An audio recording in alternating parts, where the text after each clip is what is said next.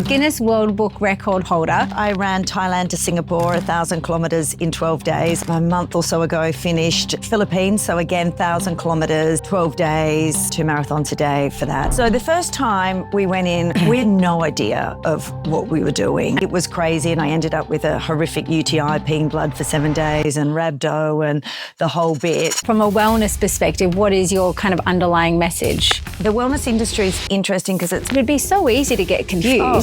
Google, your friends telling you to do things. Yep. It's crazy, and I think people just need to take a step back and think about what will work for them. And the easiest one I say to people is... And what would your message be to people that just want to stay fit in general? Yeah.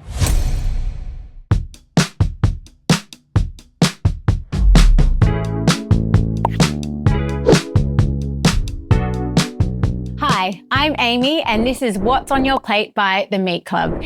Each week, we dive into real conversations about what we eat, why it matters, and how to build a better plate one bite at a time. If you enjoy the show, hit like, subscribe to our YouTube channel, and follow us on Instagram at The Meat Club SG. Let's dive into the episode. Today, we have Nat. Welcome, Nat. We are so grateful that you're here today. In many ways, I actually feel like I'm sitting across from my sister. Yeah, I don't think your sister would agree with that. She's far more of an elite athlete. Oh, not at all. But please tell our listeners a little bit about you. Yeah, so I've been in Singapore 21 years. So I always say Singaporean on the inside. Yeah. I'm a mum to a 16-year-old daughter.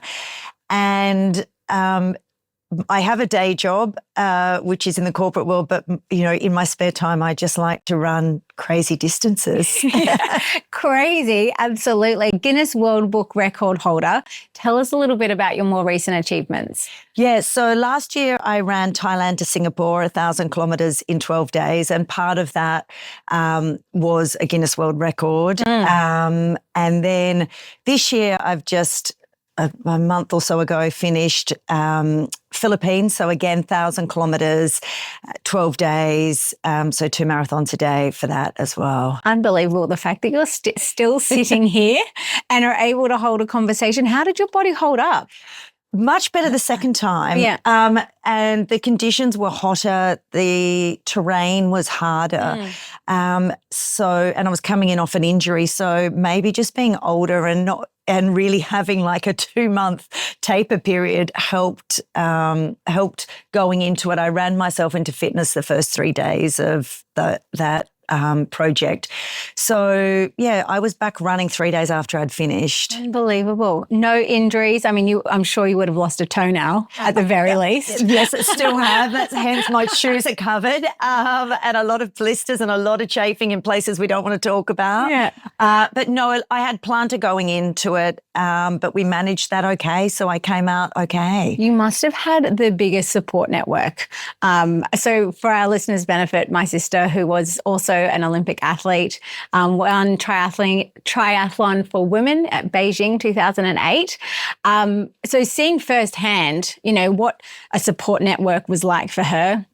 Family, friends, sponsors, physios, masseuse, and then also the preparation for food and recovery that goes into that. It must have been a massive project for you as well. Yeah, so the first time we went in, we had no idea of what we were doing, okay. Right? And didn't even bring a massage gun. That's how amateur we were. It was crazy, and I ended up with a horrific UTI, peeing blood for 7 days and rhabdo and the whole bit. The second time, we were smarter around that, so I managed to get massages. We had an amazing team on the ground in the Philippines through a friend of mine. So every stop, we would have someone meeting us there to just, top up our drinks, help with ice, just the basic things, because we are running in the middle of nowhere a lot of times. So it's having access to these things. My crew were phenomenal. So, we had a film crew along. We had James, who did the first 1,000 with me, is the only one who's done the second full second thousand. But Arthur was there, his wife Elaine, Esther was on the social media, and Sandy was looking after me to make sure I stayed alive. So the crew was super important. And again, just some crazy friends that agreed to come with me. We didn't have a physio with us. Jenny, my physio here, was giving us remote support and helping. But it really is, it's a team game. It's definitely not as much as I'm running the whole thing by myself, it is a team that gets you through. Community for sure. Before we go into like how you prepared for it, I'm just curious to know, why did you pick those countries? Like what was it about running through the Philippines for you? Yeah, so I think the Philippines has a special connection, I think, for anyone living in Singapore. Most of us have a Filipino living with us. Yeah. And I think there's a lot of women with untold stories leaving their children behind to come and work overseas. And so I really wanted to tap in and find some of those stories along the way. So this run was very much around raising awareness for girls and women in the Philippines. And that was where all the fundraising efforts went. So, I think I went in blindly because it was quite hard to organise. There's a lot of laws and a lot of things you need to do in the Philippines to be able to do something like this, which I didn't know about. But it definitely was worth it in the end. Unbelievable. And as you said, like a lot of these places were very remote. Did you find people coming out and meeting you on the track? We had people camped out 3 and 4 a.m. in the morning just to see us run past. No way. Whole towns lining the streets. Someone had heard, it had been put on a Facebook page that I was doing this. So people were out in forces, and it was so humbling to see, and little kids cheering. So compared to the first one, which was quite lonely, this second one, there was just people turning up at midnight to start running with us that we didn't know, that just wanted to come and keep me company. Well, it gives me a bit of goosebumps. Yeah, it was really touching, and the Filipino people are so special. And, the schools we stopped in and the Jollibee parties we threw for children that couldn't afford to eat Jollibee. It's their first time. Wow. So, the community support was next level. Unbelievable. And coming back to the fuel preparation, tell us a little bit about what that involves. So I think you mentioned you trained yourself into the running for 3 days. Explain what that means. I can understand it, but maybe not everyone else could. So the longest run I'd done in 2 months leading up was 20 kilometres, which is not ideal. But just because of my injury, that's all I could do. So the first 3 days, we were running about 90 kilometres a day, and I wasn't 90 kilometres a day fit, let alone to back it up. So it was really about managing how I got through those first 3 days. And doing these endurance events, you get to a point where you wake up, your body knows what to do, and you just get on with it and off you go. And I think that sweet spot is day 3 or 4. Okay. So after 3 days, I feel like I was getting in the groove a little bit more. And by about day 5, I was getting faster. Oh, wow. So negative split. Yes. Yeah. So instead of getting slower, I was actually going, a lot faster. So I did run myself into fitness. Yeah, that's amazing. How did you, so from a preparation point of view, your body kind of paced into it. What did you do for food in the lead up? How did you prepare yourself physically through nutrition? Yeah, so I mean, before I had gone, obviously it's eating real good food, knowing that wasn't going to happen on the run. Yeah. So it was really making sure that I was taking in a lot of greens and good sources of protein and things. And then once we started running, it's like anything. It's you can't eat vegetables because the fiber wreaks havoc. Yeah. So it was really stick to what I did the last time, and it's eating peanut butter or jam sandwiches. Yeah. It's some protein shakes along the way. Then it gets to 43 degrees and you can't eat, so it's fueling with Coke. Wow. and just whatever my body could keep down. I did not take any gels the whole time. I just took real food as much as possible. And, you know, the Philippines was great. We could stop and buy like fresh breakfast bread along the way. Obviously, Jollibee was a big sponsor for us. So the crew were loving that, but I was really careful with what I ate. So no fried chicken for me. It was like pancakes and maybe a bit of spaghetti. But really just trying to keep with plain food that wasn't going to upset my gut.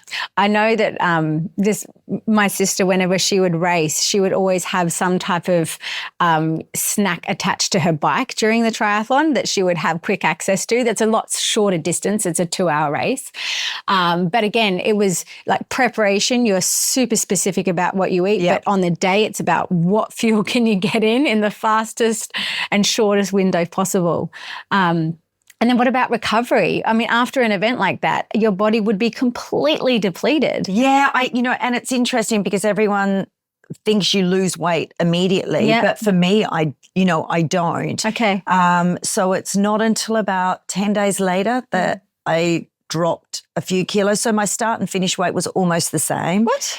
And it's the same when I race a 100K race. It's a couple of days before your body sees impact. So I dropped, but I just was eating like a champion as soon as I finished, and that didn't stop. Maybe I think it went on a bit too long. Really? So I did drop some weight, but it came back up you're doing okay. to the normal weight straight after. So again, when I finished last year, I dropped a lot more. This year, I think it was a lot more balanced and my body bounced back a lot better. Unbelievable.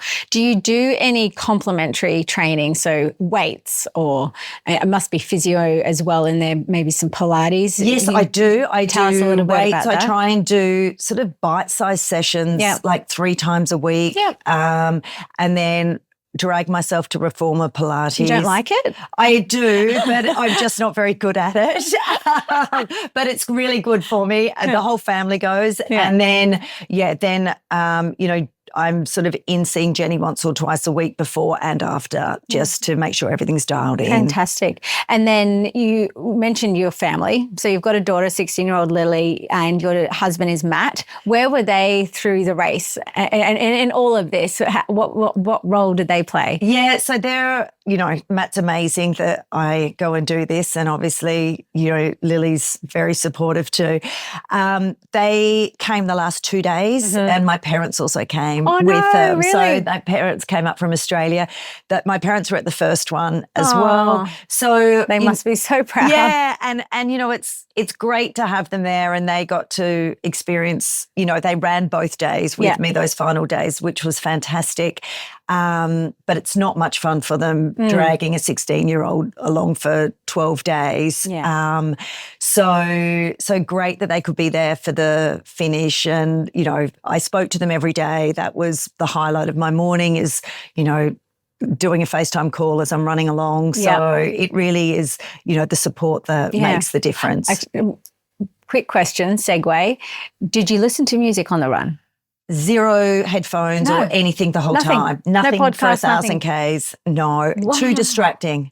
What do you mean too distracting? Don't you want to get distracted from the pain? In my own mind, I find it really too distracting. So when I'm training at home, I'm a podcast listener. I'm not a music listener. Okay. But if I'm racing or doing something like that, I just need to be 100% present. Oh my gosh. So no, nothing. Wow. I'm the complete opposite. But anyway, that's okay.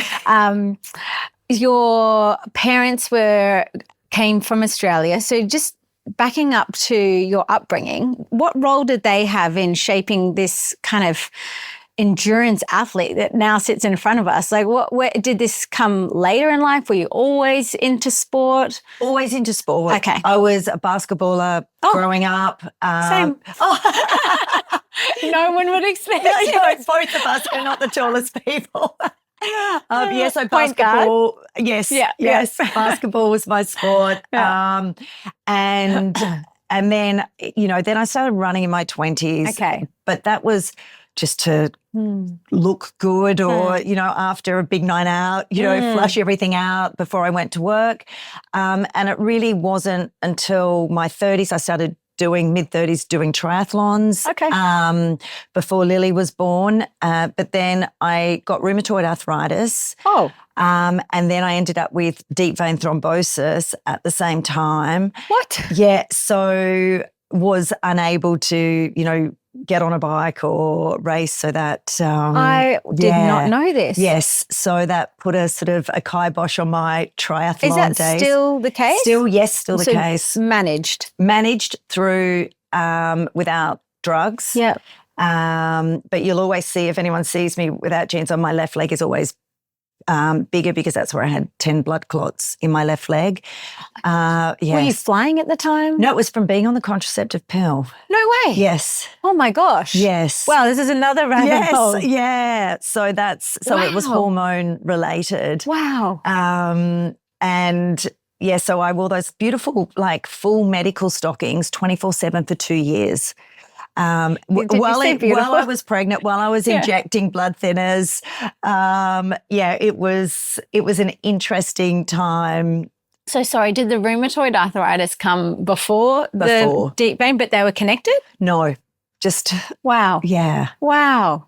That's unbelievable. Yes. So you did triathlon, you got that, stopped doing triathlon and then just started running. Lily was born. And you were in Singapore at this point? And I was in Singapore, started sort of running a little, like entering a couple of races, just 10K races and doing well at them, and thought, okay, maybe I'll keep running. Then Spartan came along. So got involved in that, went to a couple of world champs, and then got sick of doing that. Thought, what can I do? I'll go and do track. I've never run track in my life. Went and did that.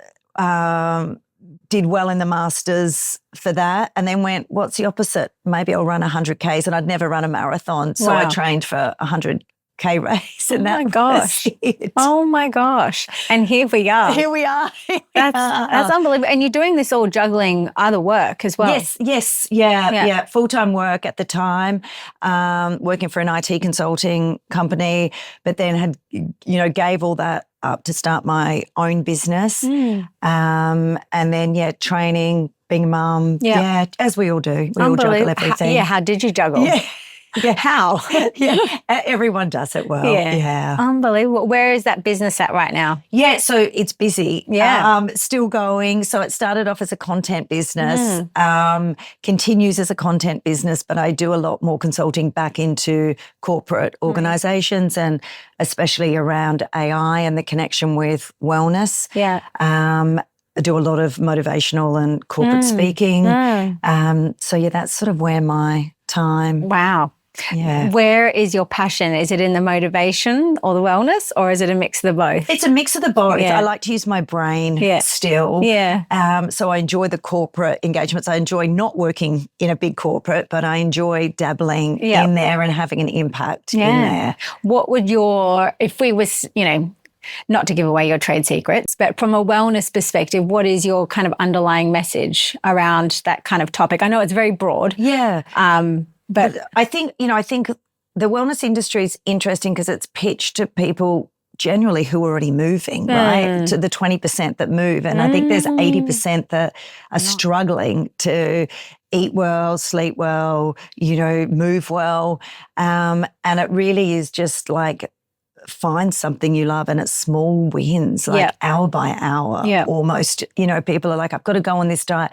No, just cut out one thing today that's bad for you, or just go for a 5-minute walk, and maybe that turns into a 15-minute walk. But it's really, I think we overcomplicate things a lot, and it's just starting with one little thing that can make you feel better. And the noise. Yes. The noise is...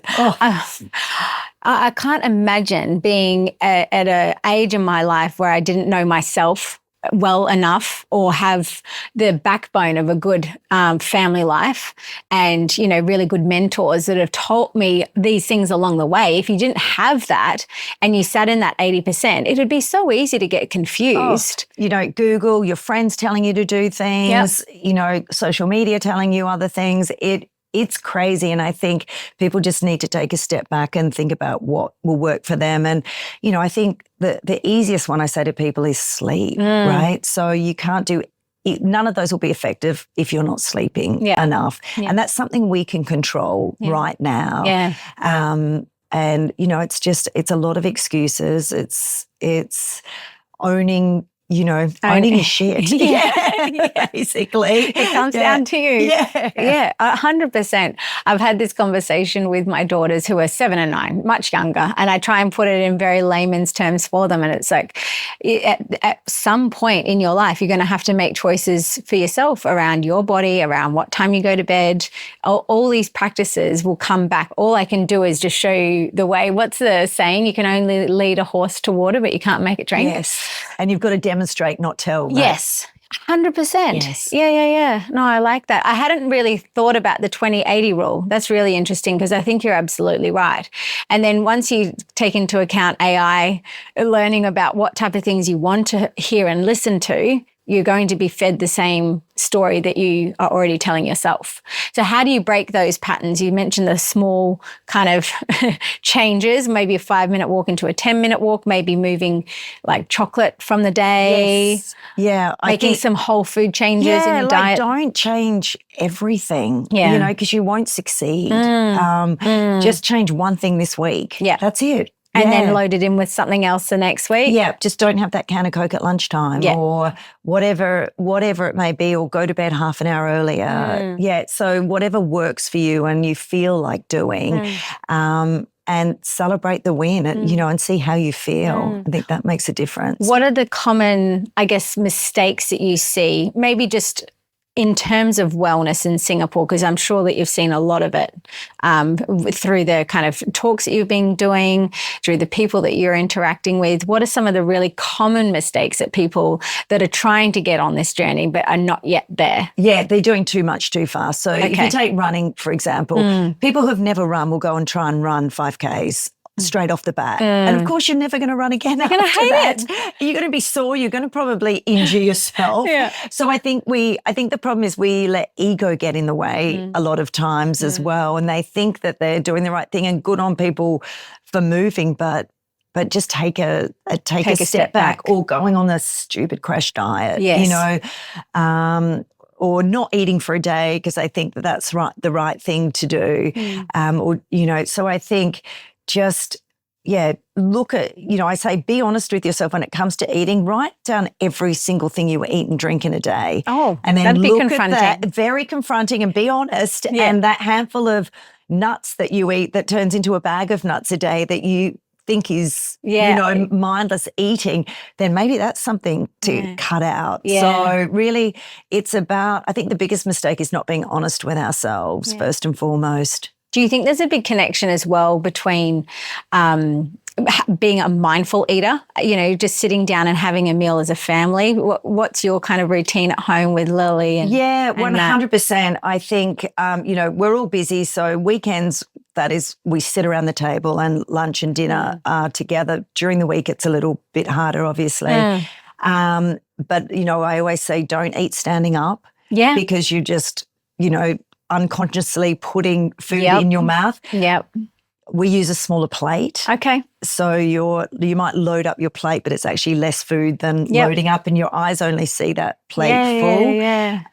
And it's okay to stop eating if you're full. Right? It's all right to leave food on your plate. And I think a lot of people struggle with that because of the wastage. But it's okay. Leftovers are okay as well. Yeah, leftovers are great. I'm a massive fan. That's my life. My life are leftovers. I don't eat late at night. I think that's a massive mistake for people that impacts their sleep. So for me, I'm not a massive dinner eater. If friends say come for dinner, I'm like, I'll do breakfast or lunch. Yeah, amazing. So that's just what works for me. So up early, bed early. Yes. Eat through the first? My biggest meal is breakfast. Breakfast. Yeah. Oh, I love that. I was going to ask about your daughter, Lily. You mentioned that she had an ACL injury. What was that through? So she's a basketballer. Okay. She got hit on the court. Her knee dislocated. Came back in, cracked her bone, complete ACL tear and flip bundle. Poor thing. So she was almost 15. And Matt's 6'5", so he's tall. She's obviously taller than me. She's about 175, and her growth plates are still open. Okay. So we didn't operate. Okay. So we tried a method called cross bracing. Okay. Which was really hard for her. You know, your legs at 90, brace 24/7. Wow. And you're doing crazy rehab and working really hard. And then had it scanned 12 weeks later, and it's completely healed. Oh, amazing. Oh, fantastic. Yes. So she was, I think, patient 5, 16 in the world, and the first one in Asia to ever do it. Wow. So I think, again, back to wellness, it's like there's options. It's just educating yourself and asking the questions. Yeah. And when it comes to health, owning your own health and not being scared to advocate for yourself. What's the conversation that you would have around like the dining table, be it exercise, food, or wellness, mental health? 16, I imagine that is like, you know, life-changing years, really. Yes. Mobile phones are introduced to your life. And you know, I tell her I can't make her do it. She would love to go to the US and play basketball in college, but I can't make her go down to the court and train. So obviously she's on school holidays at the moment, but she was at Run Club with me yesterday. So she was up at 4:45 in the morning. Wow. And there's no reason to get up at 4:45 in the morning unless your mother drags you along. 5 a.m. club. And then she was down the court for 2 hours shooting after that. Yeah. And, you know, she knows what she needs to work on, and she has to own that and want to do that. So I think, you know, and with food, we've always said, eat it and see how it makes you feel afterwards. So she understands. Of course, she has treats. She's a kid, but we have a very healthy eating regime, and she controls that as well, because we've got to empower her to do so. You know, she's never had McDonald's or KFC. Yeah. Nor of my daughter, unless it's not been with me. Yeah, exactly. They have had it. And people are like, oh my God, that's child abuse. It's like, no, it's not. It's the opposite, it's the opposite. Actually. She can have a hamburger, but have a really good hamburger. Yep, make it at home. Yeah. So I think just teaching her things like that and empowering her to make the right decisions. Have you ever found yourself doing speeches in front of that age bracket? Have you been invited to do stuff? Yes, I have. Like I've done quite a lot of talks at schools and things. Yeah. And the kids are open to it, I think, far more than they used to be. Yeah. You know, even when it comes to, you know, drinking alcohol, it's very different now. You know, it's not the extreme focus of maybe when we were growing up in Australia, when it was part of the culture. I think things have changed a lot. Yeah. Generationally, there's a huge shift. Yes. We've noticed that as well. And in a good, positive way. Yes, in a positive way, definitely. Yeah. So you mentioned breakfast and lunch. What is if we can... What's my eating look like? Yeah, sure. So breakfast is the same thing every day. I'm a real...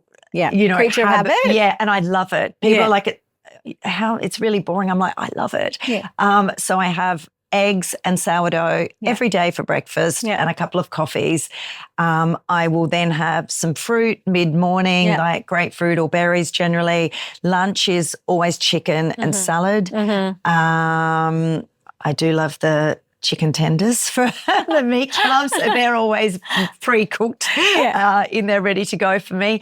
And then I'll have some Greek yogurt and berries or something later on, maybe some vegetables. And that's about it for me. Or I'll throw a protein shake in there potentially too, but I don't really eat dinner. And for me, that's just what works. Yeah. And do you do any supplementation? Like you mentioned, if you were to have like a protein shake versus a piece of steak as an example. So I will have an Arla protein shake. That's what works for me. It doesn't bloat me, and they're in the fridge ready to go. The only other supplement I take is AG1. I don't take anything else at this point. But I am very conscious of getting enough protein in. especially as an aging woman.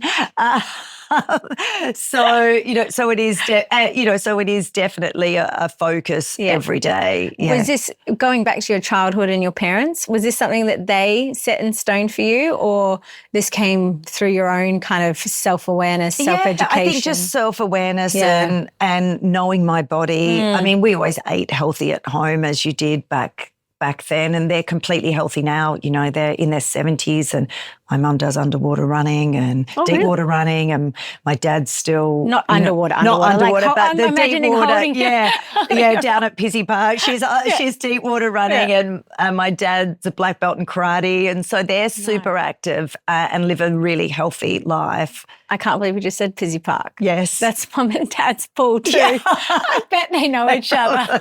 Probably doing their deep water running together. Oh, that is hilarious. They're probably there 3 times a week. Anyway, we'll have to connect them. But you grew up whereabouts in Australia? Brisbane. Okay. Yes. Yeah. And a beautiful lifestyle growing up. Yeah, great lifestyle. Outdoors. Yeah, healthy. Do you miss it? I do. I love, mum and dad are on the Gold Coast. I love being back on the Gold Coast because it is so outdoorsy. And winter there is just divine. Yeah, so everyone doing the Gold Coast Marathon recently, I had FOMO, obviously. But, I do love going. I love going back, but I love coming back here as well. Yeah. So I think a mixture of the two is really nice. Definitely.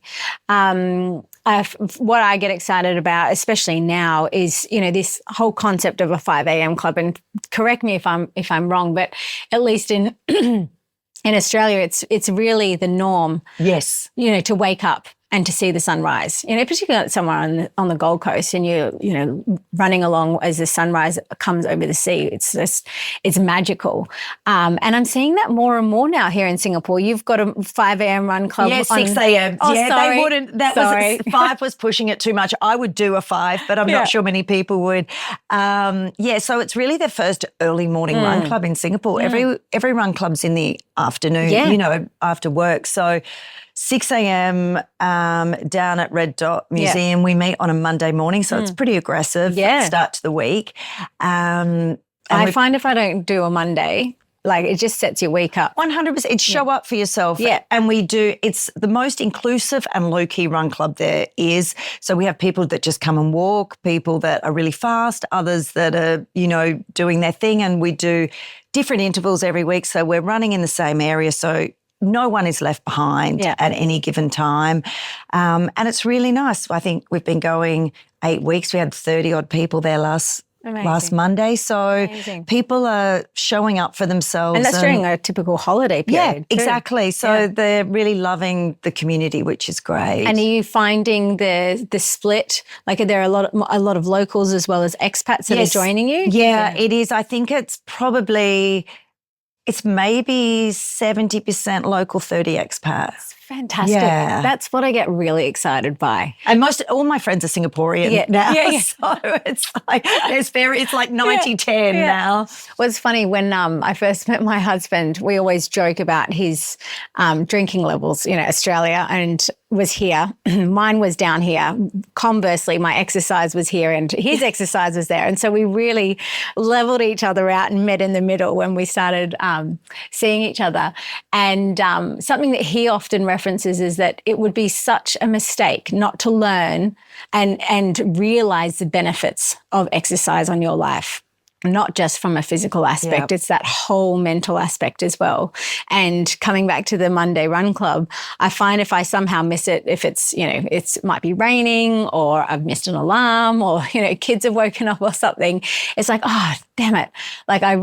You become to really rely on it. Yeah, it's hard to come back from if you miss it, right? Yeah. Injury-wise, so you touched very briefly on it, toes and everything else. How did you support yourself from getting back to a fully capable and able body that can walk down a flight of stairs after the distances you were doing? Yeah, I've been lucky. Everyone's like, how's your knees? And it's like, well, if you do strength training, your knees are not a problem. Good shoes and strength training and running doesn't wreck your knees. Yeah. The only thing was my plantar, which, was okay. so I really, touch wood, haven't had any serious injuries at all, which is great. You had a turn of phrase. So do you remember when we more recently met, you were running along the river and I was on my bike having finished mine. Yes, and she ran past me. Yeah. And stalked you to kindly invite you to come on here today. So thank you again. But you mentioned something about your body itself, just very strong and able. Yes. Yeah. And I think it's, people, when I've raced ultras, people look at me at the start line because I'm not this skinny thing and sort of go, oh, and then it's when I'm crossing the line ahead of them, it's like, no, it's about being strong. Yeah. So, we're given the body we are. I'm never going to be that super skinny person. So as my husband would say, I'm robust. Yeah, robust. Yes. I'm like, I'm not sure I like that, but he's like, no, take it in a good way. Yeah, no, I can relate. Yeah, I can definitely robust. So I think it's, back to your thing around exercise and mental, and so much of it is mental as well. So Emma always said that it's 99% mental, 1% physical. Yeah, it is, because we can all train the physical, but it's the mental aspect that really counts. And for me, as I'm getting older, it's about recovery too. So it's being smart with recovery. Yeah.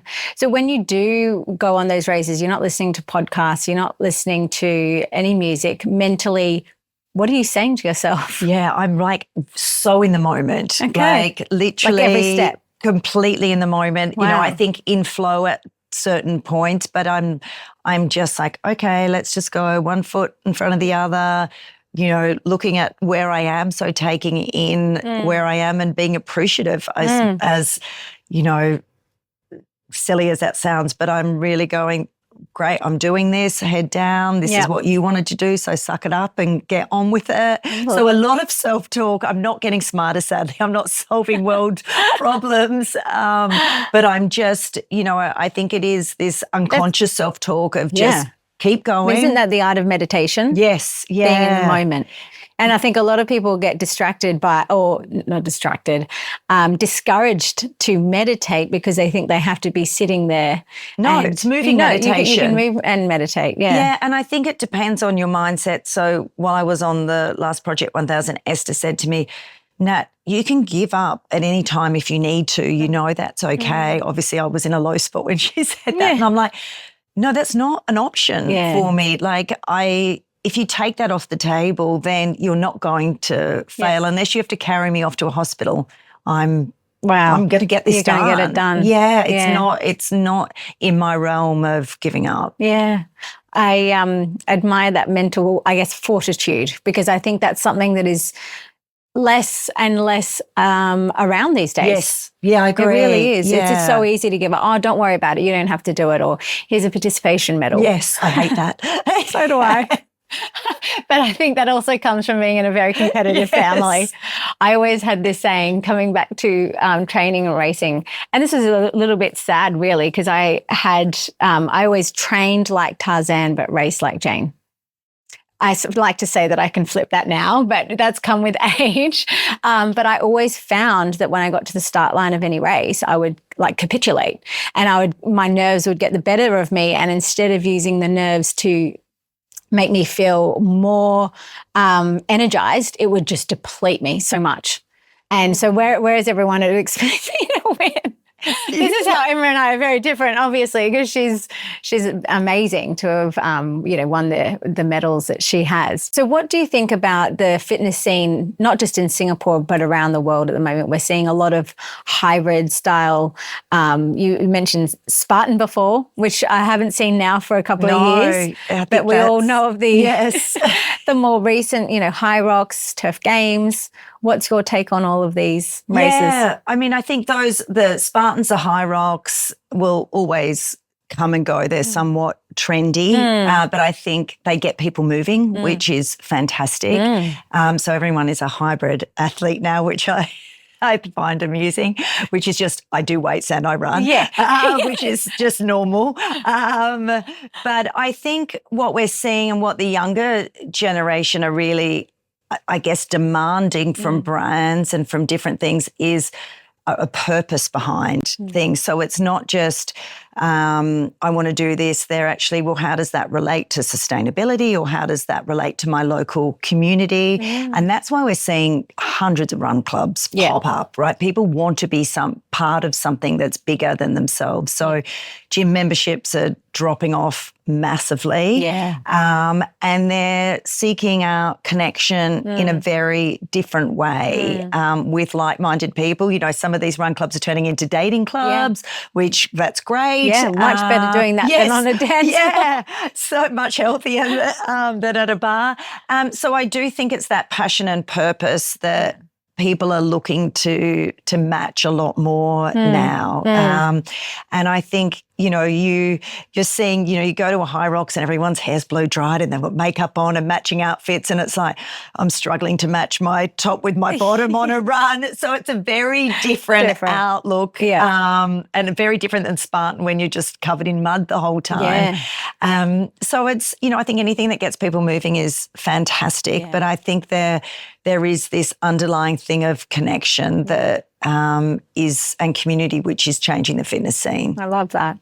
And what would your message be to people that just want to stay fit in general? Yeah, grab a friend, go for a walk as a start, or find something that you love doing, right? It shouldn't be, I mean, I don't love running every day, but most of the time I do. But find your fitness passion and try some different things and go to a run club if that's it, and find your group and don't be embarrassed to try different things. I think people are like, oh, I'm going to walk into that gym or that class and everyone's going to be looking at me. Sorry to say, no one is looking at you. They're all looking at themselves. They're taking selfies of themselves. They're not giving a damn what you're doing. So, and I think it's almost about being kind to yourself, giving yourself permission to go and actually be involved. But have the backbone to just show up and say, like, I deserve to be here. I'm going to give it a try. And if I'm not good, then that's fine. I can go and try something else. And you don't have to be good because no one's good the first time they go to something, right? So I think showing up for yourself is actually going to be harder than the session will be. So if you're there, you've already won. But if that's not for you, then just grab a friend and have an accountability buddy and go for a walk and have a coffee to get moving. So final 2 questions for us today. If you were to pick 3 products into your Meat Club delivery bag, what would they be? Definitely the chicken tenders, obviously. They're my staple. The beetroot patties, I love really those. like. Air fryer? Yes, 100% air fryer. And I think I have to say for Matt and Lily, because they're big steak eaters, the sirloin steak. Yeah, fair enough. And how would our listeners find you? You can find me on social media at Rockstar Arms. Also have a YouTube channel, which is Project 1000, with all the docos there. And that's probably the easiest way. Thank you so much for joining us today. Thank you so much for tuning in to What's on Your Plate. If you enjoyed today's episode, give us a like, leave a comment, and subscribe to our YouTube channel for more content like this. And if you're ready to fill your plate with clean, quality produce, check out themeatclub.com.sg. We deliver straight to your door so you can eat well every day. See you on the next episode.